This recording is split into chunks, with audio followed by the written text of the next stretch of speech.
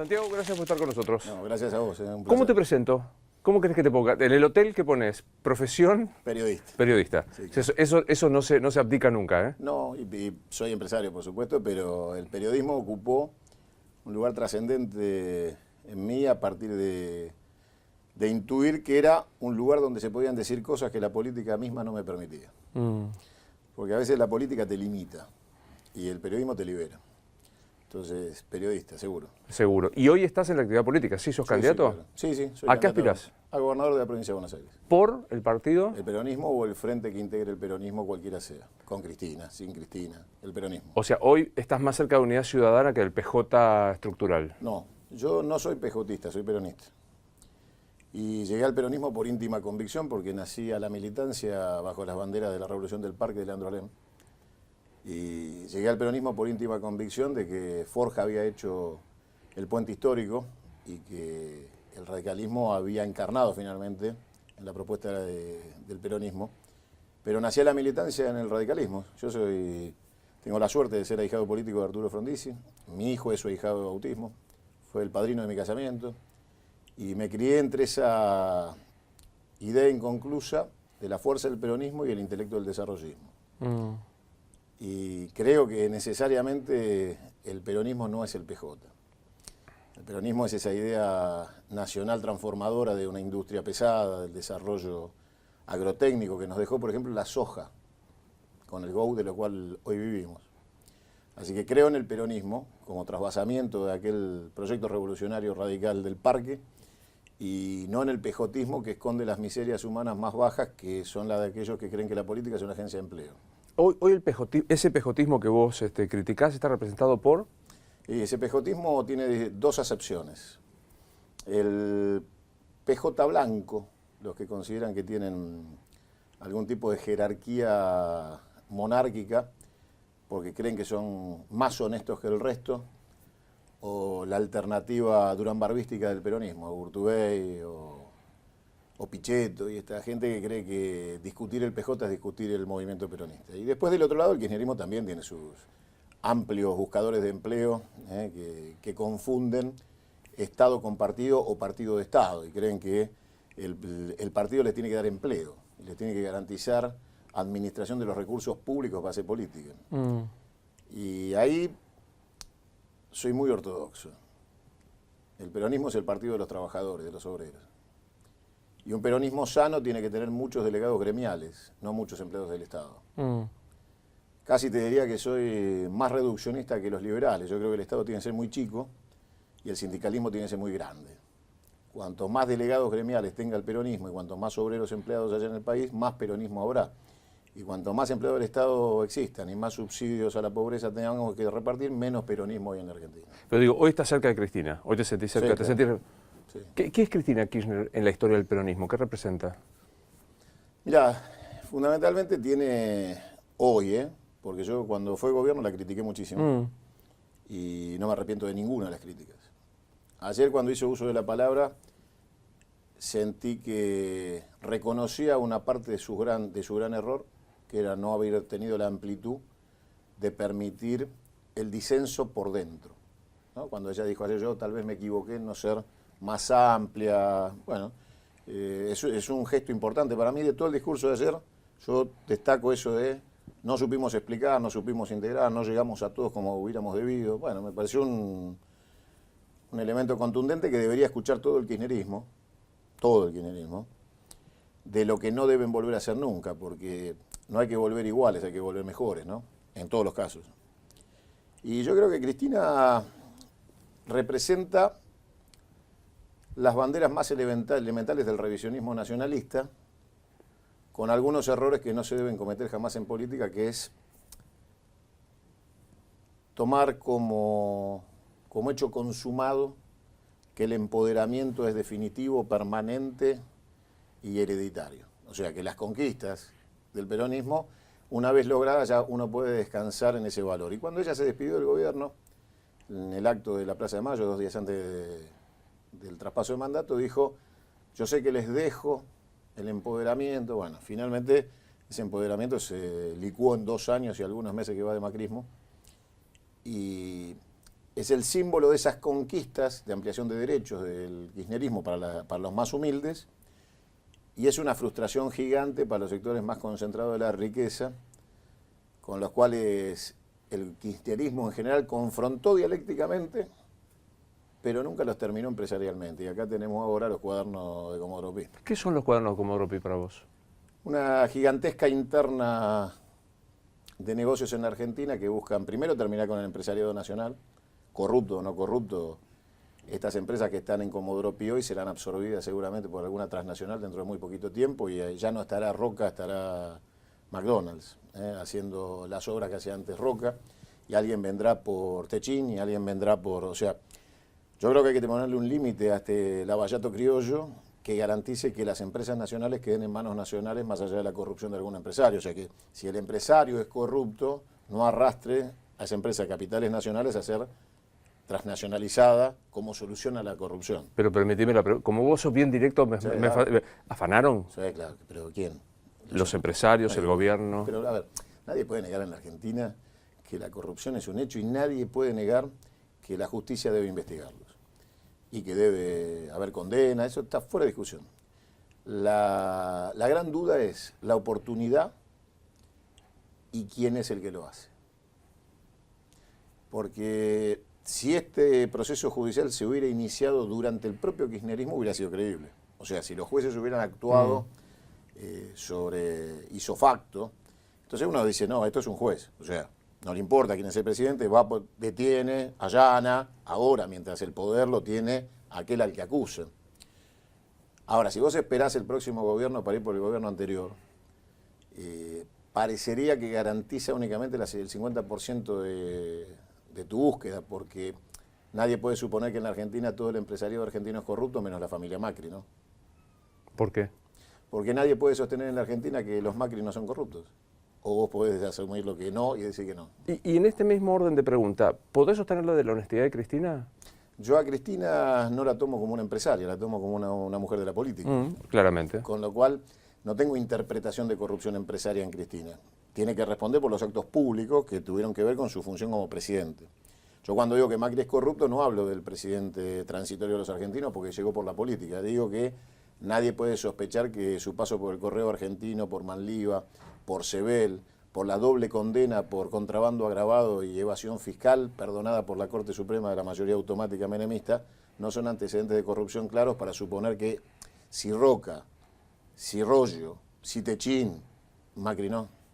A mí me apasiona que a veces nosotros caemos en la trampa de creer que el delito del otro extingue uno. Ninguno. O sea, si robó Cunio, pero robé yo, entonces a mí me parece que no. Pero digo, por eso te pregunto, ¿ponés las manos en el fuego por la honestidad de Cristina? Yo pongo las manos en el fuego por la honestidad de Cristina desde lo empresarial porque no es empresaria.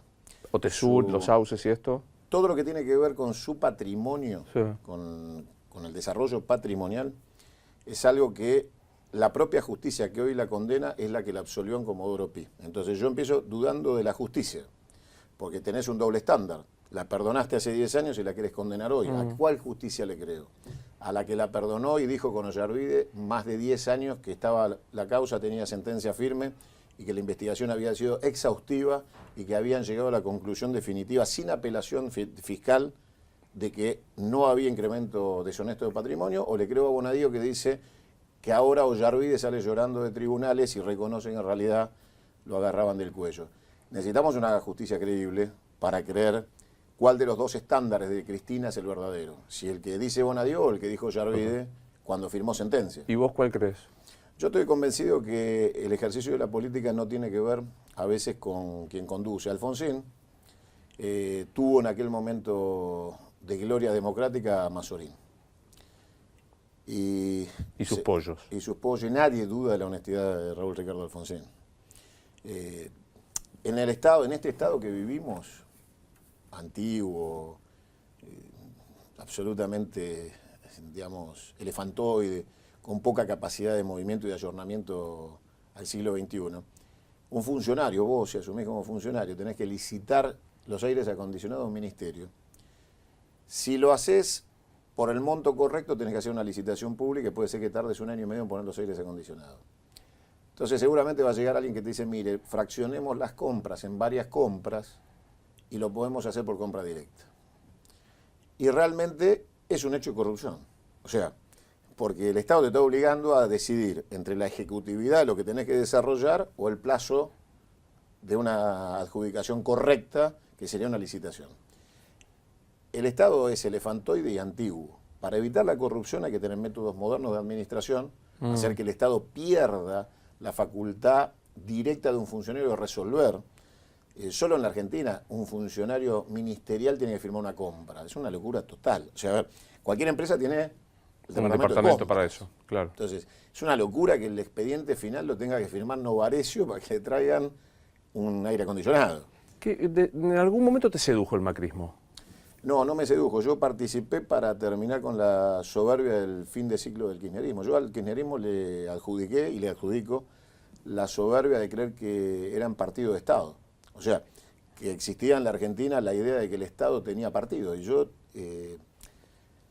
creo claramente que esa corrupción que ya ahora sí está asumida hasta por Cristina, de la corrupción kirchnerista, de que existen corruptos kirchneristas que han ido a pagar claramente por sus delitos y que ahora algunos se arrepienten, se produjo por la falta de amplitud que tuvo el kirchnerismo en el final de su ciclo. O sea, porque no permitía el disenso ni siquiera aquello que le decíamos, mira, coincido en lo que haces, pero no coincido en cómo lo haces. Alcanzaba eso para ser enemigo. O sea, alcanzaba el disenso para ser enemigo. Y yo creí en ese momento que jerarquizar la democracia impidiendo la idea de un partido de Estado era, como dijo Cristina en su momento, hagan un partido y gánenme. Bueno, finalmente me enrolé en la tarea de ganarle. Y en ese momento, y volviendo para atrás, no me arrepiento de haberlo hecho. Lo que sí claramente me sorprendió es que me siento responsable de haberle abierto las puertas al caballo de Troya. O sea, yo soy uno de los troyanos que creyó que el cambio era un regalo que nos traían los griegos y terminaron invadiendo Troya y prendiéndola a fuego. Venía adentro un proyecto mentiroso que no ha cumplido una sola de las promesas de campaña. Seguramente era mucho más progresista decir que los trabajadores no iban a pagar impuestos a las ganancias que justificar que los pagaran. Que te diría que era mucho más peronista el discurso de Macri que el del propio Scioli en ese momento. Pero el de Scioli terminó siendo el discurso más realista. Todo lo que finalmente dijo Daniel se cumplió. Hoy, viste que somos todos vivos con el diario de mañana, sabemos, la tenemos clara. Daniel lo dijo ese día. Pero digo, hoy, en el debate, hoy de poder elegir, volver a elegir, asumo que votaste a Macri. No. ¿Trabajaste para Macri pero no lo votaste? Yo terminé votando a Adolfo Rodríguez A. ¿Pero y el balotaje? No, en el balotaje opté por votar a Daniel Scioli, sí. A pesar de que estabas convencido de que... Yo trabajé para Octavio Frigerio, al cual quiero con el alma, soy casi familia de él. Para la Intendencia de San Miguel, porque yo creía que había que terminar un ciclo perverso en San Miguel. Finalmente el Intendente de San Miguel hoy es ministro y miembro del Consejo de la Magistratura de María Eugenia Vidal, que es Joaquín de la Torre. Una persona que firmó una solicitada a favor de Videla en el año 85, en plena democracia. Ese es el ex Intendente de San Miguel y actual ministro o miembro del Consejo de la Magistratura. Y yo creía que dentro de esta decisión de ponerle un freno a la idea de un partido de Estado y tomando una decisión, la mejor decisión para mi distrito, para mi territorio que es San Miguel, Octavio Frigerio era el candidato a intendente, trabajé fuertemente y durante la campaña empezamos a tener los roces más fuertes internos dentro de Cambiemos con la metodología, con el fondo del discurso, y empezamos a separarnos y llegamos al 17 de octubre en un acto con Rodríguez A en San Miguel, pidiéndole a la gente que votara a Adolfo Rodríguez A y a Octavio Frigerio en San Miguel. Contame cómo vivís este episodio de el prócer arriba del caballo con la cabeza de Macri. Mira, me divierte. Hoy denuncié a Patricia Bullrich penalmente por amenazas, coacción agravada y abuso de poder. Sé que habrás tenido la oportunidad de viajar por el mundo en algún momento. Algunos lugares sí. Y yo le recomiendo a la gente que vaya al Louvre, que recorra el Museo Vaticano. Si va a Estados Unidos, que no deje de ir al Museo de Arte Contemporáneo en Nueva York. Y vas a encontrar miles de obras con una carga de violencia o de agresividad artística que son mucho más violentas que la imagen que yo divulgué retuiteando en mi lugar privado, que es mi tweet. Porque vos no estás obligado a ver mi tweet, o sea, es mío. Ingresás si vos querés. Si soy seguidor tuyo. Si sos seguidor mío, si tenés ganas de verme. Subí ese posteo porque era el día de San Martín. Me enviaron esa foto por redes sociales y es la primera vez que un presidente no rinde homenaje a José de San Martín. Entonces, intuje que el rostro de Macri no era el de Macri, sino el que yo denomino como el de modelo del nuevo orden mundial imperial. Considero que Mauricio Macri está cumpliendo una tarea virreinal, que tenemos un gobierno de ocupación en Argentina, y encima poco inteligente, poco culto. Y entonces la representación de José de San Martín, que no comparte obviamente aspectos temporales con Mauricio Macri, no fueron al colegio juntos, era una simbología metafórica muy clara, que era la nación argentina y la patria, y la representación de intereses foráneos que hoy, por ejemplo, negocian la entrega de Malvinas, negocian a espaldas nuestras la entrega de la Antártida, se enorgullecen de ser amigos de George Lewis, permiten la instalación de bases militares americanas en Argentina, están dispuestos a hacer negocios de fracking en el suelo mendocino, han destruido las economías regionales del Valle de Río Negro, de la caña de azúcar en Tucumán, del arroz en el litoral, el cierre de fábricas y de la industria nacional sustituida por importaciones, o sea, el proceso virtuoso inverso, sustituir producción nacional por importaciones, la devaluación salvaje que no han sabido contener, la idea de decir que la inflación es producto de aquel que no sabe gobernar. Entonces, en la suma de todo eso dije, hoy que nadie le rinde honores a San Martín desde el gobierno del Estado de los argentinos, vale la pena recordar a San Martín triunfante sobre las monarquías imperiales que quisieron dominar los argentinos. Y hoy es Macri. Digamos, la decapitación es una metáfora. Por supuesto. Pero a ver, yo quiero que tenga muchos años de vida Macri para pagar las culpas que le competen por traición a la patria y que seguramente tendrá que enfrentar en los tribunales. Yo le deseo larguísima vida. Quiero que tenga mucho tiempo y salud para pagar lo que está haciendo. Y esto no lo dije ahora, lo dije hace mucho tiempo.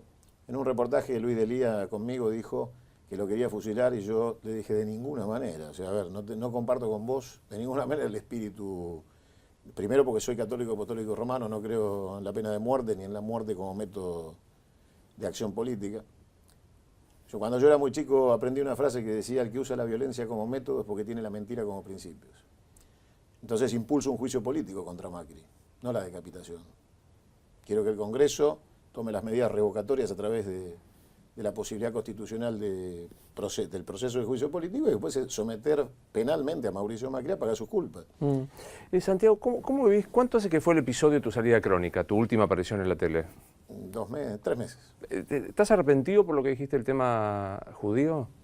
Mira, yo primero nunca hablé del tema judío, hablé de dirigente de la institución de la DAIA, porque esa confusión es la que genera claramente la idea de un episodio inexistente. Jamás nombré la palabra judío porque es una religión y yo no opino sobre religiones. Tengo la mía y respeto la de los demás, pretendo... Pero corregime, porque no hablaste vos de judíos, hay judíos que no son argentinos. No, yo lo que les pedí a los dirigentes de la DAIA es que se identificaran, y te explico por qué. Los argentinos no somos Videla, y yo hoy no me siento Macri, como para que el mundo crea que porque hubo un genocida en la Argentina, todos los argentinos somos genocidas. El Estado de Israel como Estado, no como espacio cultural religioso, sino como Estado, como un Estado igual y cualquiera del resto que tenemos en el planeta Tierra como organizaciones nacionales, tiene un gobierno que para mí es genocida y que tiene una actitud violenta absolutamente injustificable con el pueblo palestino y que oculta información y que se oculta la violencia sobre el pueblo palestino, los niños muertos, las mujeres violentadas. Entonces yo dije que yo no quería que se juegue ese partido famoso porque yo fui el primero que habló del partido que nunca se jugó. Y ese día yo estaba hablando de eso, estaba hablando del alineamiento de Mauricio Macri con un gobierno que es el gobierno del sionismo israelí, como gobierno del Estado de Israel, no como representación de la colectividad judía. Pero digo, si un judío se sintió ofendido, un judío argentino... Disculpa, porque no está destinado a un debate religioso mi declaración, de ningún tipo ni... Estabas hablando de análisis político del Estado de Israel como política respecto... Y está muy mal que aquellos que son dirigentes de la colectividad busquen amparo de su condición religiosa para ocultar sus intenciones políticas. deberían hacerse cargo genuinamente de lo que son y de lo que hacen y lo que están de acuerdo en que suceda en Medio Oriente, sin ampararse en cuestiones religiosas. En ese mismo episodio también hubo una controversia severa con alguien que es compañera mía, a quien yo le tengo mucho aprecio, que es Silvia Mercado. Pasado 2 meses, ¿tenés algo para decir del episodio de Silvia Mercado? Aprendí que había una definición más moderna que la analógica que yo utilizo porque me crié en un barrio donde jugábamos la pelota y no teníamos redes sociales. Y es que ahora encontraron un plural asexuado para definir la igualdad de géneros, ¿no? Entonces, tal vez cuando utilicé la definición femenina para calificarla, alguna mujer puede haberse sentido víctima de una cuestión de género. Yo me equivoqué, yo me refería a su calidad de persona y sostengo que es una mala persona. Pero tal vez hubiera corregido o corregiría, como lo vengo haciendo en el programa, con mucho esfuerzo, de no hablar en términos de hombre y mujer o de la definición de yo o ella, o él o ella, sino que el genérico de hablar del de, ¿no? Como tercera opción de definición para no involucrar género, tendría que haber sido lo que la definiera. Me equivoqué en eso, tal vez. ¿Le pedirías disculpas a ella? Le pediría disculpas a cualquier mujer que se haya sentido agredida y a ella como mujer, no como persona. O sea, en su rol de género, en su calidad de persona sigo pensando exactamente lo mismo. ¿Te joroba que digan Santiago es un tipo facho, fue cara pintada, es de derecha? ¿Cuánto te implica eso? Mirá, hoy le hice una entrevista a Eve de Bonafini hace 48 horas y algunos creían o me imputaban casi de ser el Che Guevara.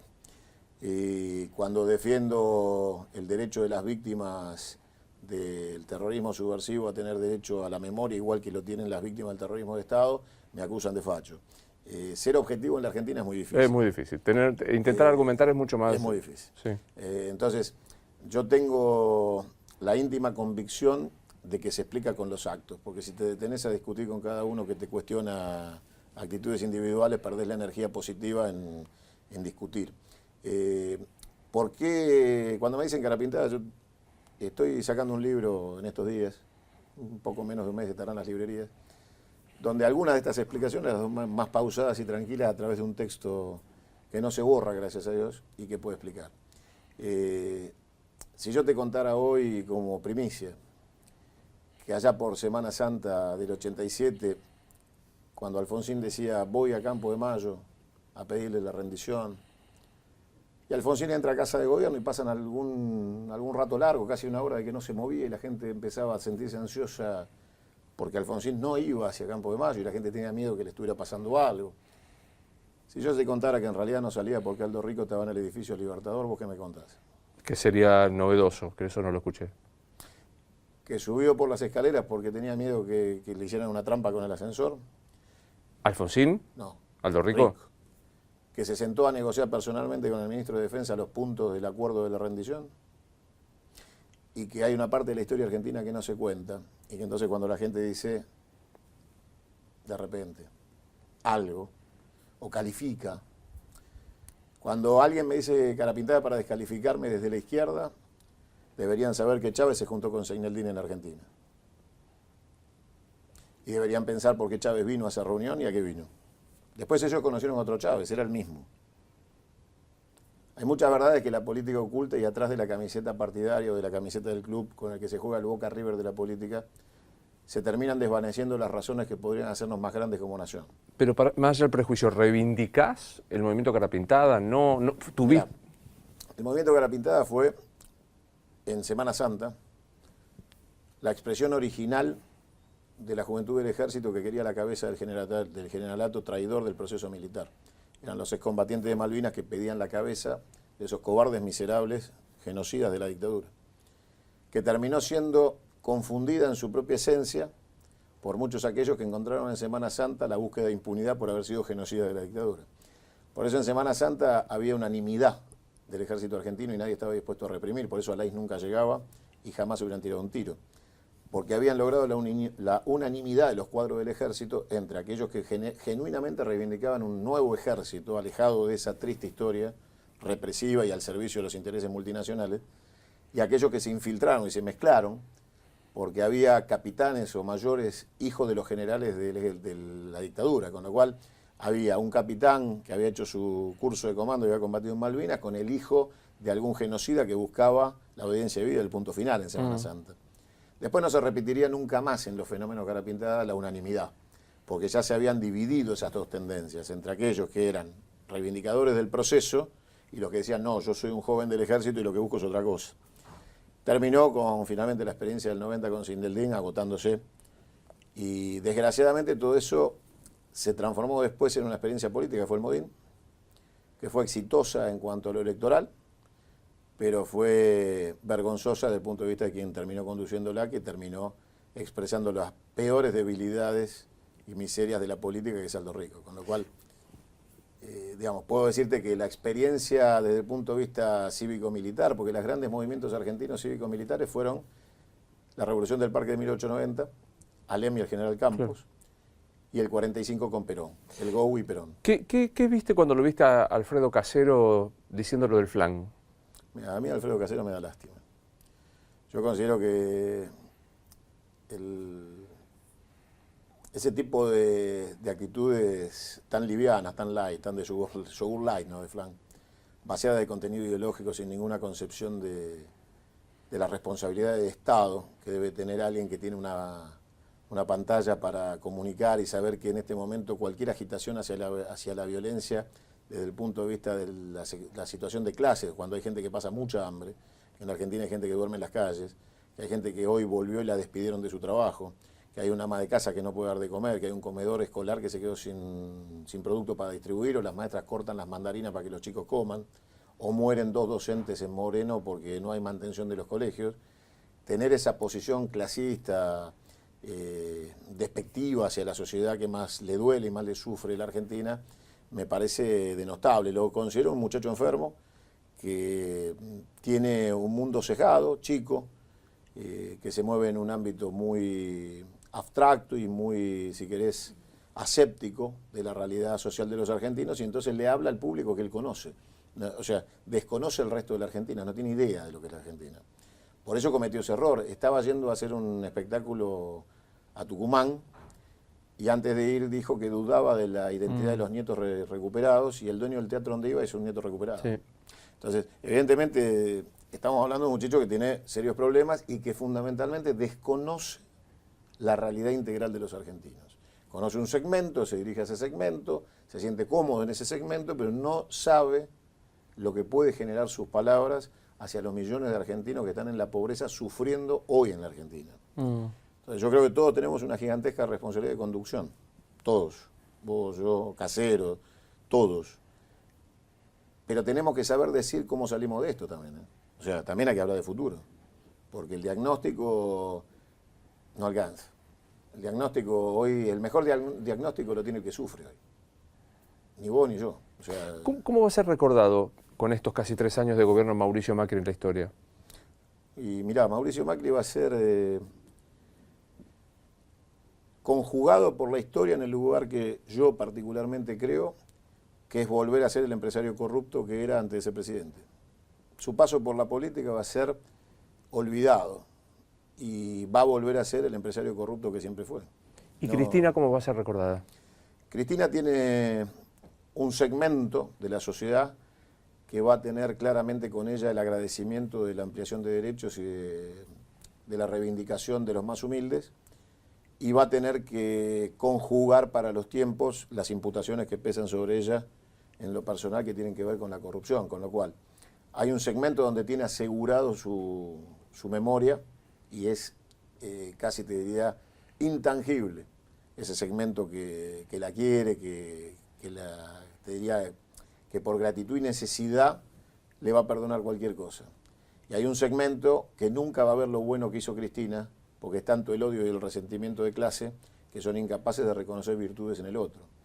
En esta Argentina estuvo preso Frondizi, en esta Argentina estuvo preso Perón, en esta Argentina se suicidó Leandro Lem, en esta Argentina estuvo preso Irigoyen. Siempre me decía Frondizi que la isla Martín García la habían bautizado YPF, porque por ahí habían pasado Irigoyen, Perón y Frondizi. Entonces, somos un pueblo injusto. San Martín murió en el exilio, Rosas murió Pero en el vos decís, exilio. ¿Cristina está a la altura de Frondizi y de Perón? A ver, son tiempos distintos. No puedes comparar a Frondizi o Perón con Cristina, porque la política argentina se devaluó a lo largo del tiempo.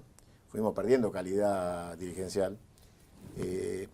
Cristina es una, si querés, estadista del siglo XXI. ¿Qué quiero decir con esto? Yo hablo muy mal del siglo XXI. Creo que en el siglo XXI todos los estadistas del mundo se devaluaron.